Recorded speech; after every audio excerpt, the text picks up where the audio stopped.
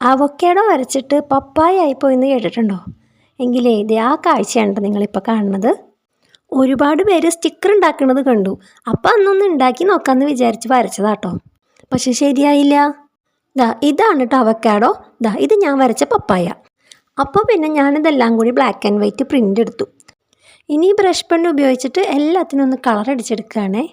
ഇതിലേറ്റവും ഇഷ്ടപ്പെട്ട പിക്ചർ ഏതാ? എനിക്ക് ഏറ്റവും ഇഷ്ടപ്പെട്ടത് ഈ കാണുന്ന കാറ്റസ് ആണേ. നിങ്ങൾക്ക് ഇഷ്ടപ്പെട്ട പിക്ചർ ഏതാണെന്നുള്ളതൊന്ന് കമൻറ്റ് ചെയ്ത് അറിയിക്കണേ. അടുത്ത പണി എന്ന് പറയുന്നത് ഇതൊക്കെ ഒന്ന് കട്ട് ചെയ്തെടുക്കലാണ്.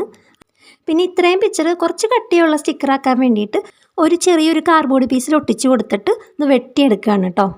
അങ്ങനെ അത് ഫുള്ള് വെട്ടിയെടുത്ത് കഴിഞ്ഞു. ഇനി നമുക്ക് ഈ സെല്ലോ ടേപ്പ് ഇങ്ങനെ വലിച്ച് വെച്ച് കൊടുത്തിട്ട് ഓരോന്നായിട്ട് കമഴ്ത്തി പിടിച്ച് അതിലേക്ക് ഒട്ടിച്ച് കൊടുക്കുകയാണ്. അത് കഴിഞ്ഞിട്ട് നമുക്കതൊന്ന് വെട്ടിയെടുക്കാം. അല്ല, ഞാനിത് ആരോടോ പറയണേ, ഇഷ്ടം പോലെ സ്റ്റിക്കർ നിങ്ങൾ ഉണ്ടാക്കുന്നത് കണ്ടിട്ടുണ്ടാവും അല്ലേ? ഞാൻ സ്റ്റിക്കർ ഒട്ടിച്ച് കൊടുക്കാൻ വേണ്ടിയിട്ട് നെയിം സ്ലിപ്പ് കഴിഞ്ഞിട്ട് അതിൻ്റെ പുറകിലുള്ള ആ ഷീറ്റില്ലേ, അതാണ് എടുക്കണേ. അതിലേക്ക് ചെറിയൊരു കളർ പേപ്പർ ഇങ്ങനെ കട്ട് ചെയ്തിട്ട് ഒട്ടിച്ച് കൊടുത്ത് അതുമെന്ന് സ്റ്റിക്കേഴ്സ് എന്ന് പറഞ്ഞ് എഴുതി കൊടുക്കുക കേട്ടോ. എന്നിട്ട് ഞാൻ ഇതേപോലെ സെല്ലോ ടേപ്പ് അരിക്കും മൂലയൊക്കെ ഒന്ന് കളഞ്ഞിട്ട് ഒട്ടിച്ച് കൊടുക്കുകയാണ്. ആ കാർഡ്ബോർഡ് ഷീറ്റിൽ ഒട്ടിച്ച് കൊടുത്ത ആ സ്റ്റിക്കറുകൾ ഇപ്പുറത്തെ ഈ ഷീറ്റാണ് കേട്ടോ. അങ്ങനെ സ്റ്റിക്കർ ഉണ്ടാക്കി കഴിഞ്ഞു. ഈ സ്റ്റിക്കേഴ്സ് നിങ്ങൾക്ക് ഇഷ്ടപ്പെട്ടെങ്കിൽ തീർച്ചയായിട്ടും ഒരു ലൈക്കും പിന്നെ സബ്സ്ക്രൈബ് ചെയ്യാത്തൊരു സബ്സ്ക്രൈബും ചെയ്ത് സപ്പോർട്ട് ചെയ്യണം കേട്ടോ.